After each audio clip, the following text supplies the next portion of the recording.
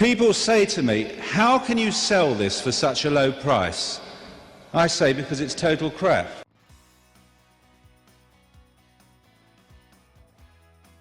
Number 20. Live for Now, Pepsi. Titled Live for Now, this short film/commercial sees Kendall Jenner parting a protest like some kind of miraculous savior.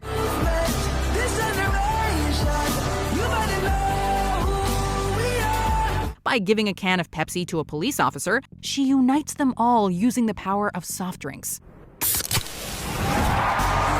The ad generated immediate criticism and was pulled just one day after its debut.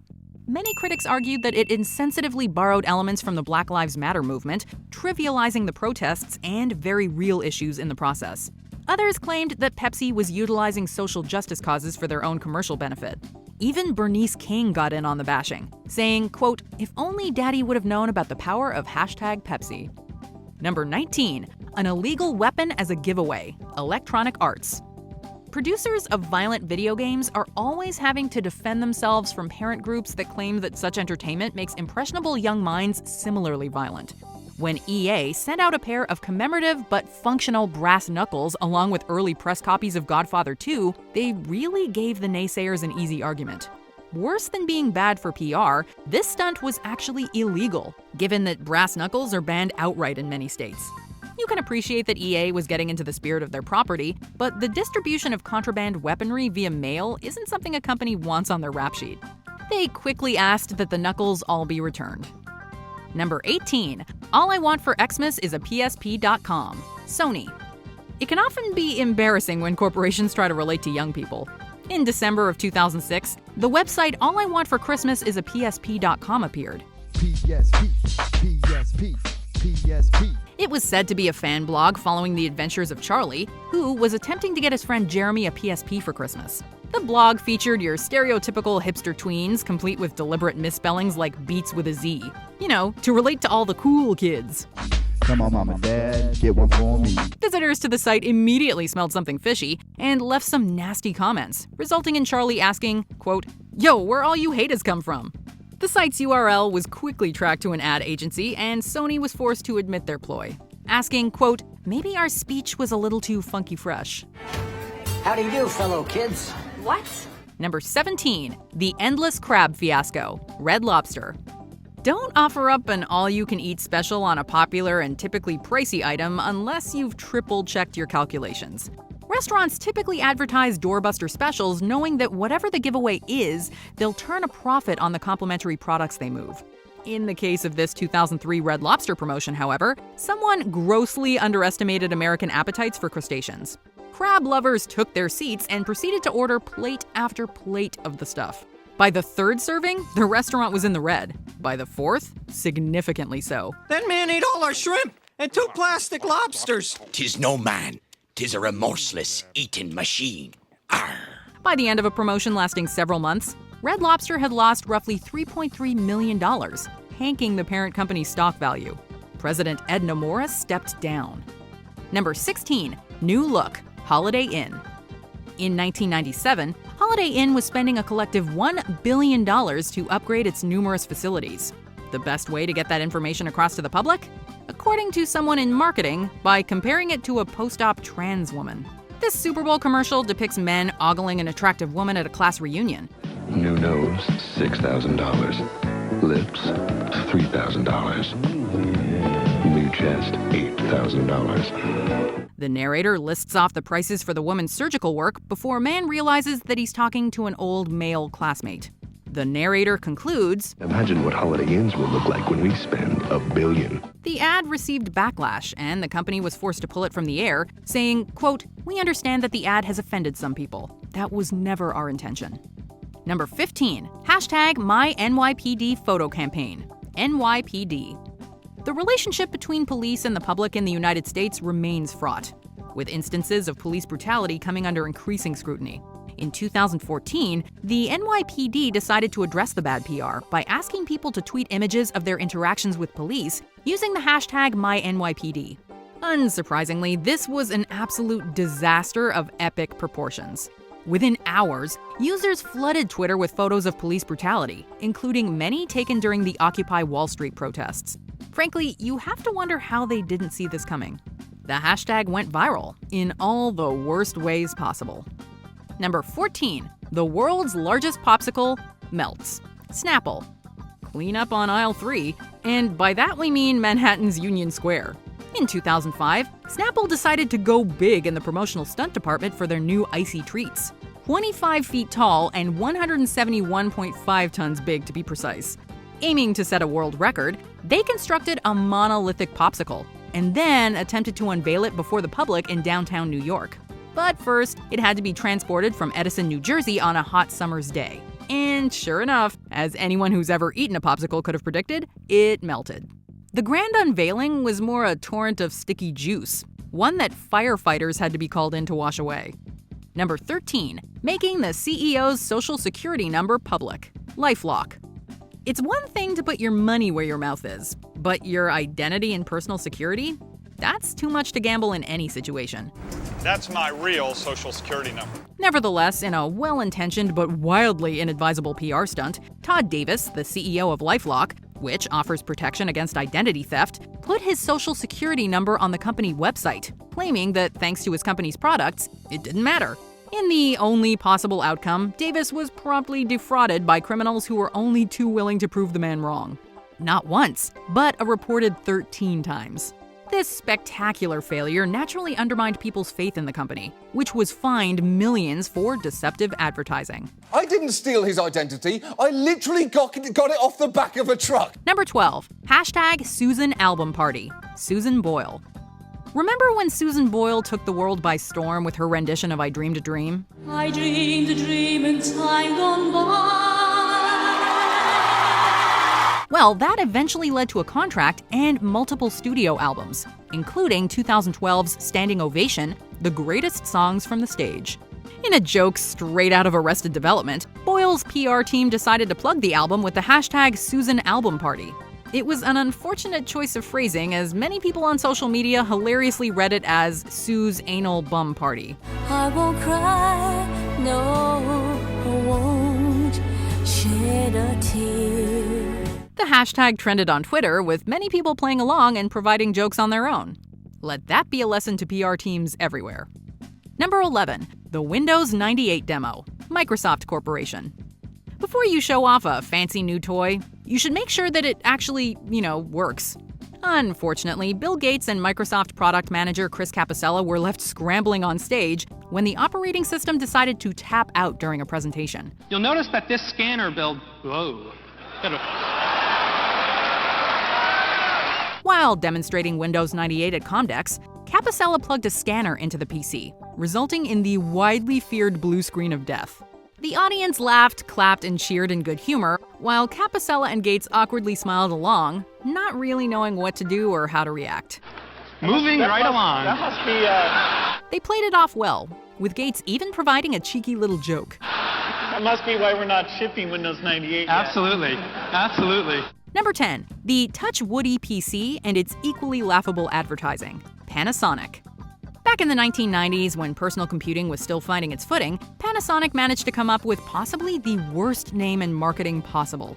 In an attempt to emphasize the user-friendly nature of this new Japanese computer, they licensed the Woody Woodpecker character to be used as not only the mascot, but the computer's namesake as well. Meet the Woody. Oh, but wait, it gets worse. Because it boasted a touchscreen, the Japanese company put out early promotional materials with the tagline, "Touch Woody, the Internet Pecker." Seriously, we couldn't make this stuff up. Once they realized their mistake, they made some last-minute changes, but Woody touchscreen isn't much better. Number 9. Free flights. Hoover. Though it's hard to fathom in hindsight, back in the early 90s, someone at Hoover thought it would be a good deal to offer free flights to British customers who bought 100 British pounds, somewhere around $175 US in 1992 worth of their products. 2 return flight seats. Unbelievable. At first, the flights were limited to within Europe, but in a move that resulted in things really getting out of hand, the company eventually added US destinations. The money people had to spend was a fraction of a normal ticket price, and so people bought vacuums just for the trip. I was shocked that they would run a promotional activity where they were only asking a consumer to spend £100 to gain a reward of up to £600. Utterly overwhelmed by the results, Hoover backed out of its promise, fired executives, and lost tens of millions of dollars. Number 8. AIDS, the Carly Company. For decades, this product enjoyed healthy sales, its popularity peaking in the 70s to early 80s. Delicious tasting AIDS candy contains vitamins and minerals, no drugs. Coming in a wide variety of sweet flavors, AIDS was widely touted and marketed as an appetite suppressant. The manufacturer could not have predicted the AIDS epidemic of the 1980s, but the connections were immediately made. I've tried fad diets, powders, pills, still my weight's been up and down like a yo-yo, until the AIDS plan taught me how to take off weight and help keep it off. It also didn't help the product's case that significant weight loss is a symptom of the disease. And it's really unfortunate that the company had actors and models claiming, quote, the AIDS diet plan really works. And I'm not gaining weight. I'm losing weight deliciously with the aid of AIDS. The AIDS diet plan really worked. By the late 80s, sales of AIDS had dropped 50%, and the candy was eventually taken off the market. Number 7. KKK Wednesday, Krispy Kreme Doughnuts Incorporated. Sometimes an idea is just so baffling and obviously problematic that it's a wonder no one caught it earlier. This is one of those cases. Back at it again at Krispy Kreme. To cash in on children being out of school, a Krispy Kreme franchise in Hull, England created a promotion titled KKK Wednesday. It was meant to stand for Krispy Kreme Club Wednesday, but people obviously connected it to the Ku Klux Klan. Krispy Kreme was quick to apologize, delete the promotion off Facebook, and launch an internal investigation into the major slip-up. Somebody definitely got fired over this one.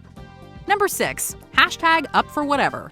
Budweiser. If I give this to you, are you up for whatever happens next? As part of their hashtag up for whatever campaign in 2015, Bud Light featured various slogans on their bottles.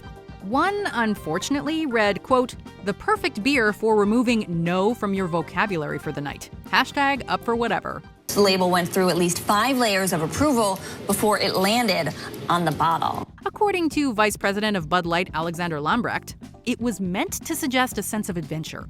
However, many people thought it sounded like Bud Light was undermining the concept of consent and promoting sexual assault. In response, Lambrecht admitted that the message had missed the mark and vowed to cease production of that particular label. Number 5. Total Crap, Ratner's Group. In 1991, Gerald Ratner was serving as chairman and CEO of Ratner's Group, a jewelry retailer. The company was incredibly popular in the late 80s and early 90s. That is, until 1991, when Ratner made a speech addressing the Institute of Directors. He called the company's cheap sherry decanter, quote, total crap, and criticized their gold earrings. People say to me, how can you sell this for such a low price? I say because it's total crap. While those in attendance laughed at Ratner's jokes, the company's value instantly deflated. Ratner's comments got him fired, nearly bankrupted the company, and forced them to change their name to Signet Group. Some people say, well, that's cheaper than a prawn sandwich from Marks and Spencer's.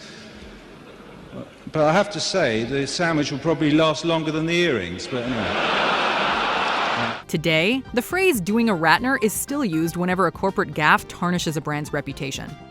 Number 4. Anonymous love letters, Fiat. When you're looking to buy a new car, you're expecting a simple and professional exchange. In the early 90s, however, Fiat broke with that time-honored dynamic and decided to mail anonymous love letters to the demographic of women in Spain they were targeting with their new Cinquecento hatchbacks. These letters were personally addressed, bore no Fiat branding, and adopted the voice and perspective of the car. Characterized as an admirer, the car wrote stuff like, quote, we met again on the street yesterday, and I noticed how you glanced interestedly in my direction. Except, again, there was no context. Just a letter, so naturally, some 50,000 recipients thought they had a stalker. Number 3. Number Fever, Pepsi. As an attempt to increase sales in the Philippines, Pepsi held what seemed like a pretty standard numbered bottle cap giveaway, but with a big prize of 1 million pesos, or $40,000 US. The promotion worked wonders, and Pepsi experienced an astronomical rise in sales. Doctor, heard about the number fever? Certain popular numbers, such as 349, were supposed to be eliminated from the grand prize draw, but somewhere the wires got crossed, and 349 was wrongly picked and announced as the winning number. The result? Hundreds of thousands of winners expecting a $40,000 payout. Pepsi backed out of the promise, and riots ensued. Pepsi faced lawsuits, trucks were burned, and people were actually killed. Number 2. Edsel, the Ford Motor Company. Ford has made some great vehicles throughout the years. The Edsel was not one of them. A ton of advertising went into the Ford Edsel, as it was the first new Ford brand since the Mercury. This torque is usable power. Another top-selling feature of the Edsel. Founded in 1956, Edsel looked to compete in the mid-budget market alongside the Chrysler Dodge and the GM Pontiac. As it had been 20 years since the Mercury, expectations were high, and Ford pumped upwards of $250 million into production, market research, and advertising. In 2020, that would equate to roughly $2.3 billion. Some will find a home near, others far. But in each, there is inbuilt freedom of movement. However, Edsel was a massive failure, owing to a wide range of circumstances, including a recession and the cars being overhyped and poorly made. It was discontinued just 3 years after its debut. Number 1. New Coke, the Coca-Cola Company. Coca-Cola is the most popular soft drink in the world, and it's been around since 1886. They're clearly doing something right. Yet in the mid-'80s, they decided to go against the old adage, if it ain't broke, don't fix it, and released New Coke to a largely unresponsive public. Introducing the new taste of Coca-Cola, the best Coca-Cola ever. That's all I'm going to say. In fact, that's all I have to say. At the time, popularity of Coke was waning owing to increased competition. They changed the formula to boost sales, but the result was the exact opposite. Sweeter, bolder, better. You're insane. Everyone hated it, sales slumped, and Pepsi gloated, even taking out a full-page ad in the New York Times to declare themselves the winner of the Cola Wars. New Coke lasted just 79 days before the company announced it would be returning to the classic formula. After all, what could 12 little ounces of Pepsi do? Yeah, you're probably right. What could happen? What could happen? Pepsi, the choice of a new generation. Did you enjoy this video? Check out these other clips from WatchMojo, and be sure to subscribe and ring the bell to be notified about our latest videos.